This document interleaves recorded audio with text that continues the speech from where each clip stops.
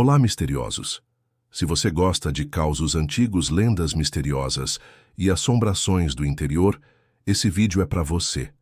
Aperte o play e prepare-se para mergulhar no desconhecido. Não se esqueça de curtir, se inscrever e apagar a luz. Se tiver coragem.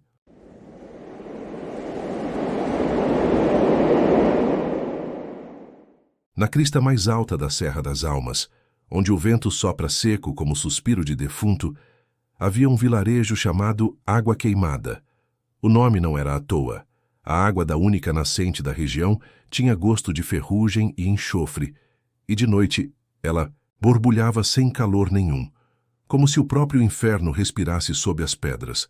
Era um lugar de silêncios pesados. As folhas não balançavam, os cachorros não latiam, as galinhas botavam pouco e os sinos da capela, mesmo quando tocados, ecoavam, abafados como se algo segurasse o som. Diziam os mais antigos que a terra ali era dura de espírito, onde nada do céu criava raízes e nada do inferno queria sair. Foi ali que, em 1947, chegou um forasteiro de nome Adalvino Barros, um homem magro, alto, sempre coberto de fuligem, com dentes tortos e pele cinzenta. Ninguém sabia de onde veio, só apareceu com um burro carregando ferramentas, uma mala de couro velha e uma fornalha portátil. Pagou em moeda antiga por um pedaço de terra estéril no alto da colina e construiu com as próprias mãos uma casa de tijolos vermelhos, grossos, escuros, como se tivessem sido moldados no inferno. O que mais chamava a atenção era a chaminé, alta, torta, feita com o dobro da argamassa normal, tão larga que um homem inteiro caberia ali dentro. Durante o dia, Adalvino trabalhava em silêncio, batia ferro, afiava ferramentas, moldava peças que ninguém pedia. Mas à noite, quando o céu descia espesso e os lampiões se apagavam sozinhos, os moradores começaram a ouvir gritos. Não eram uivos de lobo, nem roncos do vento. Eram gritos humanos, vindo diretamente da chaminé da casa de Adalvino. Gritos de desespero, como se alguém estivesse lá dentro sendo queimado lentamente, sufocado pela fuligem. Alguns diziam ouvir gemidos, outros juravam ouvir preces, mas a maioria ouvia apenas uma frase repetida, arranhada, vinda das entranhas da parede. "Ele não me deixa sair, ele não me deixa sair." Adalvino negava. Dizia que era o vento assobiando, que a serra fazia coisas estranhas com os ouvidos fracos, mas ninguém mais subia o morro à noite. Em 1951, um menino de 9 anos, chamado Zeca Bento, resolveu desafiar a proibição. Filho de Dona Rita da Venda, ele era curioso, teimoso e não acreditava em assombração de adulto.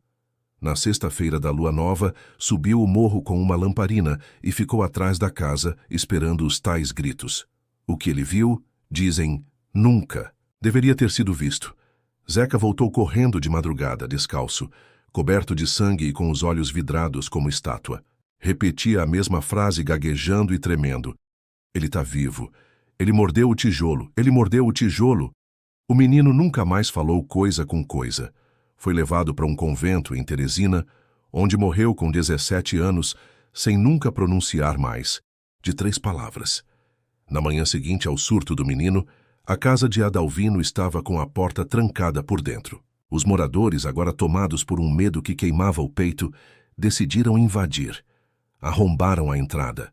A casa estava fria, sem fogo aceso, mas a chaminé cuspia fumaça preta. Fria, porém espessa como óleo queimado. Adalvino foi encontrado, dentro da fornalha, ajoelhado, carbonizado, mas sem sinais de combustão externa. A pele dele parecia queimada de dentro para fora. Mas o pior foram as marcas de unhas nas paredes internas da chaminé. Não eram marcas novas, eram antigas, profundas, humanas, como se alguém tivesse sido selado vivo lá dentro. Mas as unhas eram frescas. Algumas ainda tinham carne. Após o velório, que durou menos de 1 hora, sem missa, sem vela, a casa foi lacrada. Em 1973, os restos dela foram demolidos e os tijolos foram distribuídos para outras construções da vila. Um deles, da base da chaminé, foi usado no fogão da escola municipal recém-inaugurada. Na primeira semana de aula, a professora encontrou a sala cheia de fuligem, mesmo sem fogão aceso. No segundo mês, 2 crianças desapareceram, deixando apenas chinelos cobertos de cinza. No terceiro mês, o fogão se acendeu sozinho e, segundo a merendeira, a fumaça sussurrava nomes de alunos. Pela ordem da chamada, a escola foi fechada em silêncio. Ninguém falou nada. Apenas deixaram o prédio apodrecer. Mas o fogão ainda está lá. Hoje dizem que se você andar pela Serra das Almas numa madrugada sem lua e acender qualquer fogo, uma fumaça negra e grossa vai sair, mesmo que não haja lenha.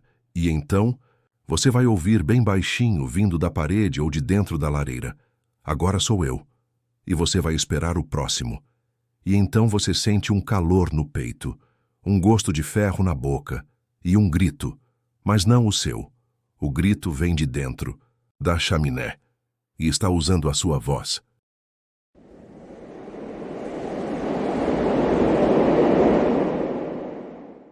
Nas profundezas das montanhas de Minas Gerais, onde os rios correm tão calmos que parecem esconder algo sob as águas escuras, existe um vilarejo chamado Fazenda do Sol, um lugar onde o tempo parece ter parado. As casas são antigas, de taipa, com telhados de barro, e a maioria dos moradores não passa de gerações que nunca saíram daquelas terras. Mas há uma história que ninguém ousa contar em voz alta. Ela fala de uma casa, a Casa de Vidro, que fica oculta dentro da floresta a 2 dias de caminhada da cidade, na parte mais densa e isolada da Serra do Rio Preto. Dizem que quem vê a casa não volta nunca mais, e quem ouve o sussurro da casa já está perdido. Em 1923, um médico jovem e arrogante chamado Átila Rocha, oriundo da cidade grande, decidiu realizar uma expedição até as áreas mais distantes da serra. Ele tinha ouvido rumores sobre a casa e estava determinado a desvendar o mistério e provar que tudo não passava de superstição e imaginação de velhos. A chegada de Átila foi marcada por um estranho silêncio.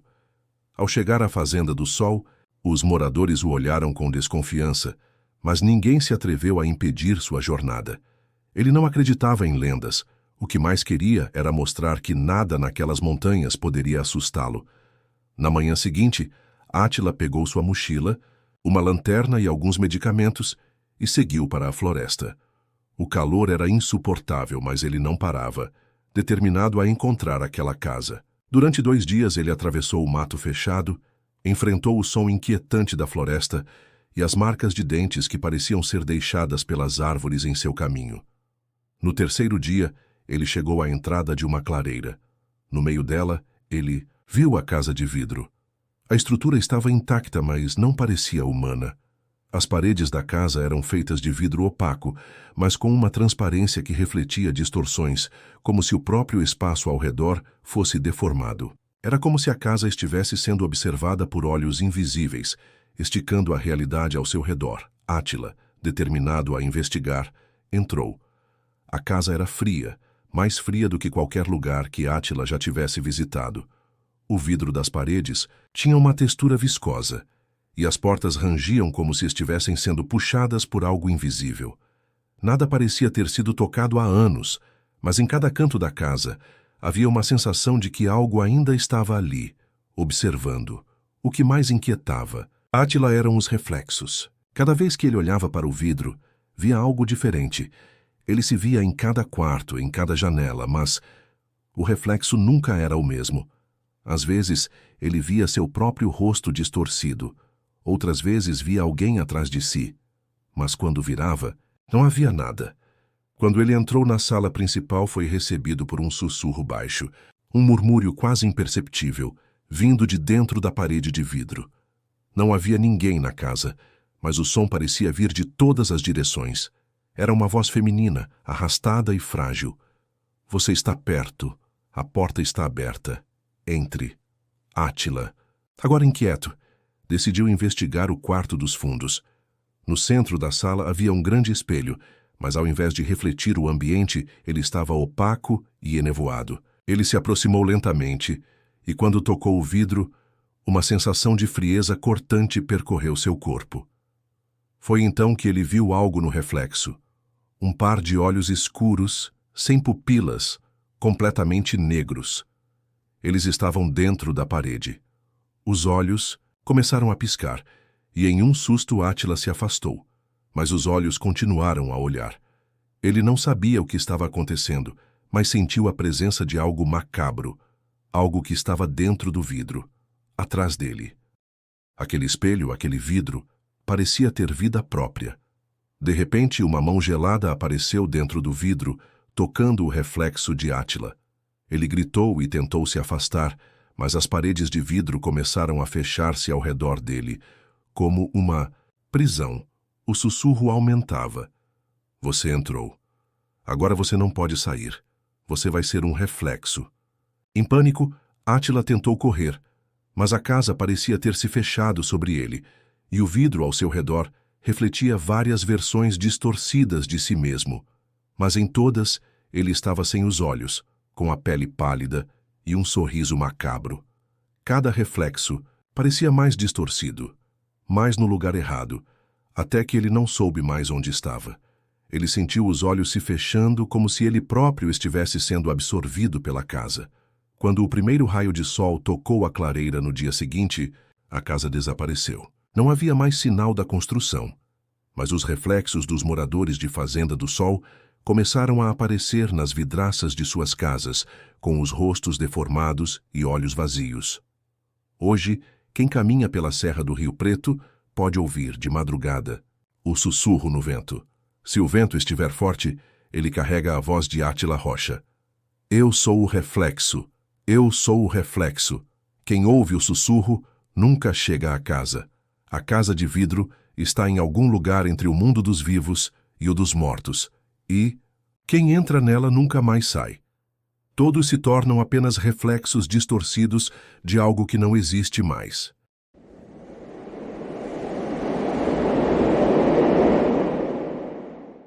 Nas profundezas do sertão de Pernambuco, onde o calor derrete o solo e a terra resseca, há um vilarejo chamado Barro Branco, uma pequena comunidade isolada, onde os moradores são, em sua maioria, descendentes dos primeiros colonos, pessoas rudes, desconfiadas, que temem qualquer coisa que saia do comum. Mas havia um segredo macabro que poucos ousam revelar: o relógio de areia do abismo. A lenda diz que em uma caverna profunda, escondida nas falésias que cercam o vilarejo, existe um relógio feito de areia negra e cristal, que, em certas noites, se ativa e começa a marcar o tempo da morte. Disse que, ao som do seu tic-tac, o abismo da realidade se abre, trazendo de volta almas perdidas, ou aquelas que foram feitas para nunca sair de lá. Em 1952, um forasteiro, chamado Miguel Fernandes, um homem forte e aventureiro, chegou à aldeia. Ele procurava um antigo tesouro, o que os moradores chamavam de o Tesouro do Abismo. Mas o que ele realmente não sabia era que, ao buscar o tesouro, ele estava abrindo as portas para o inferno. Miguel ouviu rumores sobre uma antiga caverna escondida nas montanhas, mas ninguém na aldeia ousava se aproximar. Alguns diziam que a caverna estava selada por forças que vinham de dentro. Outras falavam de um relógio que marcava o fim de tudo, mas Miguel, como todo forasteiro, estava disposto a descobrir a verdade. Ele se aventurou pelas montanhas e depois, de dias de busca, encontrou a entrada da caverna, uma fenda escura que parecia engolir a luz ao seu redor. O ar estava pesado e o som de seu coração batia forte, mas ele não teve medo. Ele estava ali para algo maior, algo que ele não poderia ignorar. Ao entrar na caverna, ele sentiu o ar gelado tomando conta de seu corpo. Cada passo ecoava como um grito dentro daquele vazio. A caverna estava impregnada de um cheiro de terra molhada e podre, e os sons de suas botas batendo nas pedras eram abafados, como se a própria caverna estivesse tentando silenciar sua presença. No fio, fundo da caverna, Miguel encontrou o relógio de areia. Ele estava no centro de uma grande sala completamente intacto, com a areia negra fluindo lentamente, como se estivesse guardando o tempo de algo muito mais antigo e maligno. O relógio era gigantesco, com as bordas feitas de cristal negro e runas gravadas em sua base. Ao seu redor, o chão estava coberto por ossos quebrados, algumas ossadas ainda com vestígios de roupas, outras apenas fragmentos de carne e ossos. Secos, o tic-tac do relógio começou, suave no início, mas logo aumentando de intensidade até preencher toda a caverna.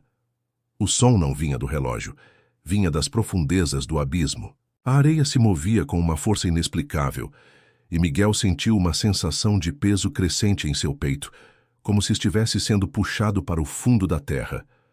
De repente, as runas no relógio começaram a brilhar, iluminando a sala com uma luz tênue e vermelha. E no instante seguinte, uma sombra escura começou a surgir.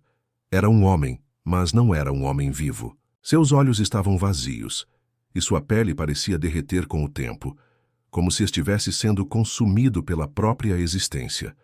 Miguel tentou fugir, mas o relógio acelerava, e o som do tic-tac parecia engolir todo o espaço. As paredes da caverna começaram a se fechar, como se a própria terra estivesse tentando engolir sua alma. Ele correu desesperado, mas algo o segurou. Uma mão gelada e esquelética agarrou seu tornozelo, arrastando-o de volta para o centro da sala. Miguel nunca mais foi visto.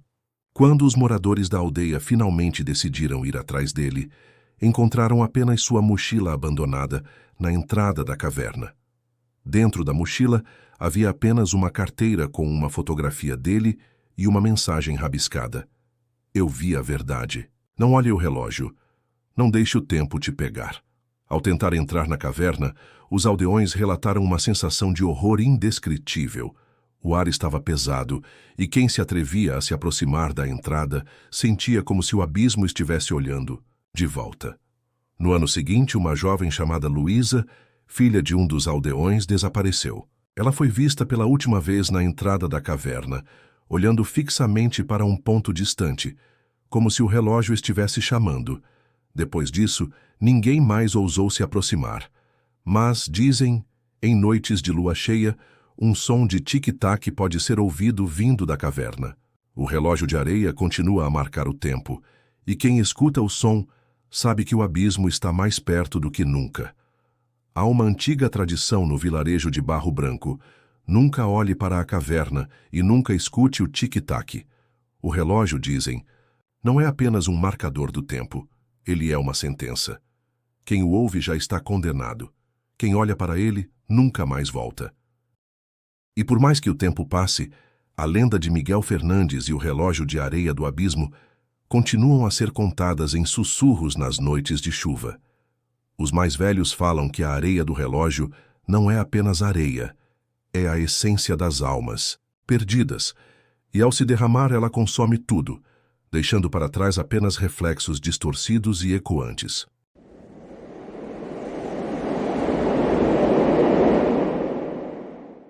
Na região árida de Goiás, onde a terra é quente e seca e o vento traz o cheiro de terra ressecada, existe uma fazenda chamada São João, onde os bois pastam tranquilos e o trabalho nunca para.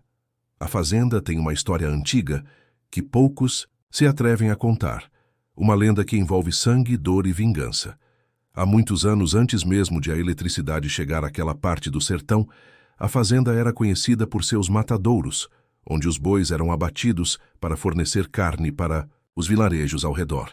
Mas por trás do aroma inconfundível da carne fresca havia um mistério macabro. Dizem que em uma noite de tempestade, uma mulher foi vista vagando pelos campos de São João. Ela usava um vestido branco, sujo de lama e sangue, com os cabelos encharcados e o olhar vazio. Ela falava sozinha, murmurando palavras incompreensíveis, enquanto caminhava em direção ao matadouro da fazenda.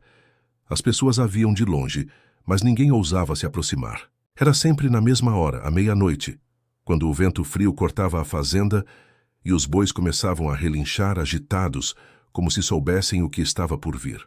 Ouvia-se o som dos passos da mulher sobre a terra molhada e, em seguida, o eco de gritos distantes, como se viessem de dentro da própria terra. A mulher, conforme os relatos, nunca se aproximava de ninguém, mas todos que cruzavam seu caminho diziam que seu olhar era vazio, como se ela estivesse em um estado de transe profundo, perdida entre a vida e a morte.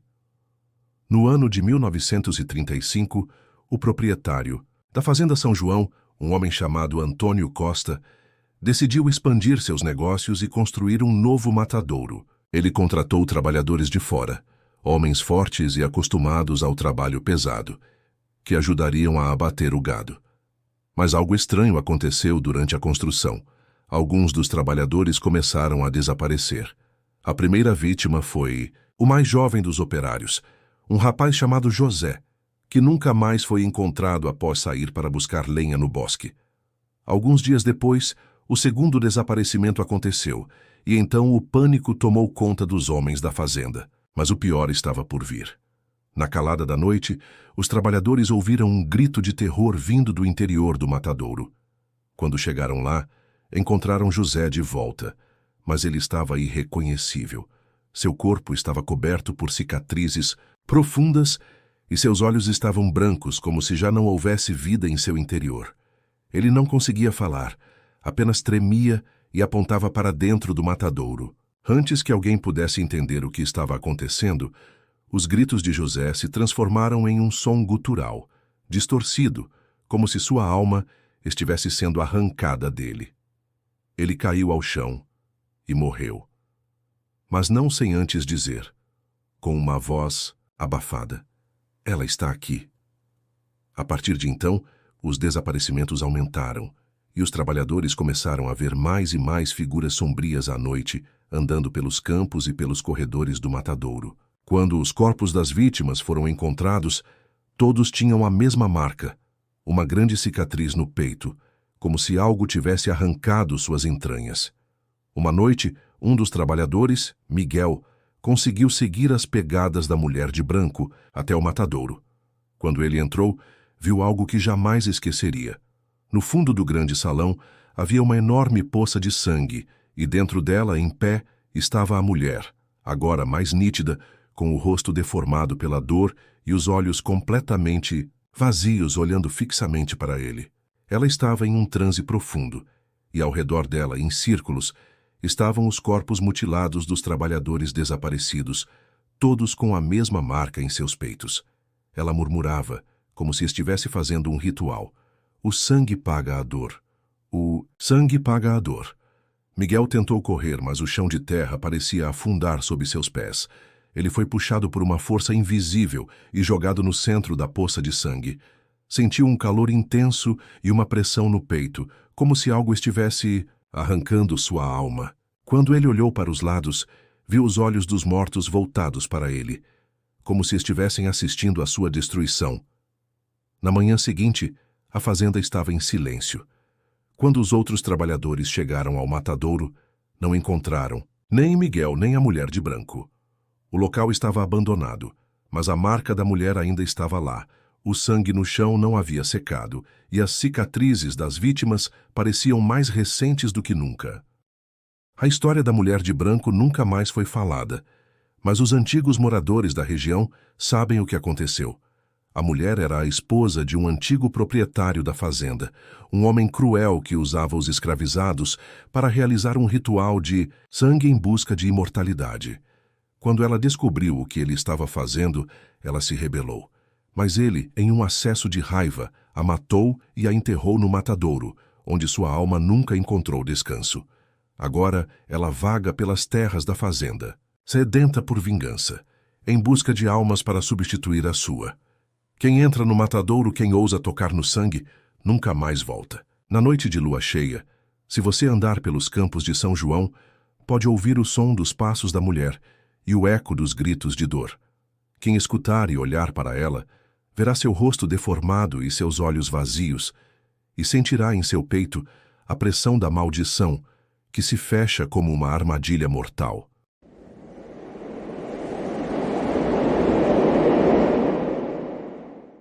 No coração do interior mineiro, onde as noites são tão escuras que parece que o céu engoliu toda a luz do mundo, há uma plantação de milho conhecida por um nome que ninguém ousa repetir em voz alta: o milharal da alma perdida. Ali, o milho cresce mais alto que o normal. As folhas são ásperas como navalha, E mesmo com vento nenhum, elas sussurram entre si. Os antigos dizem que à noite algo anda por ali, algo que não é bicho nem homem. Tudo começou quando João Dumé, Tião, um lavrador de 30 e poucos anos, decidiu atravessar o milharal por um atalho que cortava direto até sua casa. Ele carregava uma lamparina, mas naquela noite o fogo apagou de repente, como se o ar tivesse sido sugado. Ele nunca mais foi visto. A única coisa encontrada no dia seguinte foi seu chapéu furado no centro de um círculo de terra seca, onde nem formiga andava. O milho ao redor estava dobrado, como se algo enorme tivesse passado arrastando. Alguns dias depois, crianças que moravam perto da plantação começaram a dizer que ouviam alguém andando no milharal de madrugada. Os passos eram pesados, mas erráticos, como se a criatura andasse com as mãos e os pés, e de vez em quando ela parava para respirar bem perto da cerca, um som úmido e ofegante, como um porco ferido. O senhor Neco, um velho quase cego, jurava que via uma figura preta muito magra e desengonçada rondando o milharal. Dizia que ela tinha braços longos demais e uma cabeça caída para o lado, como se o pescoço tivesse sido quebrado. Aquilo não anda. Aquilo rasteja quando quer, e se te vê, segue você até o fim dos dias. Foi então que Dona Salete, uma rezadeira antiga da região, revelou o segredo por trás da maldição. Há quase um século, o milharal foi erguido sobre as covas de 7 pessoas enterradas vivas, vítimas de um ritual de fartura feito por um fazendeiro ganancioso. Ele ofereceu sangue em troca de colheitas abundantes, e o pagamento foi aceito, mas nunca concluído. As almas não morreram em paz, e dizem que uma delas voltou. Mas não voltou como era antes, voltou como a sombra. Ela vive entre os milhos, sente fome do que é vivo, e se alimenta do medo e do sangue dos que entram sem permissão. Cada pessoa que desaparece alimenta seu corpo e seu ódio. Em 2009, um grupo de jovens decidiu filmar um desafio para entrar no milharal às 3 da manhã. Foram 5. A câmera foi achada caída entre as espigas na manhã seguinte. O vídeo mostra o grupo rindo, até a lamparina apagar. Em seguida, começam os sussurros entre os milhos. Um deles grita: "Tá vindo por baixo, tá vindo por baixo." O som que se segue não é humano. É úmido, estalado e faminto. A filmagem termina com a lente sendo coberta por uma mão fina, longa, com os dedos virados ao contrário, como se os ossos tivessem sido quebrados ao nascer. Hoje, o milharal ainda está lá. Ninguém entra. Dizem que nas noites mais frias dá para ver uma figura alta, de braços pendentes e olhar vazio, parada na beirada da plantação, encarando quem passa pela estrada. Se você ouvir o milho se mexendo, mesmo sem vento, corra. Se ouvir alguém te chamando pelo nome de dentro da plantação, nunca responda. Ela já sabe quem você é e está te esperando. E aí, se você teria coragem de visitar um lugar desses? O interior do Brasil guarda segredos que nem o tempo conseguiu apagar. Se você gostou desse mistério, deixa seu like, se inscreve no canal e ativa o sininho. Tem muito mais história sombria vindo por aí. Até a próxima. Se o medo deixar.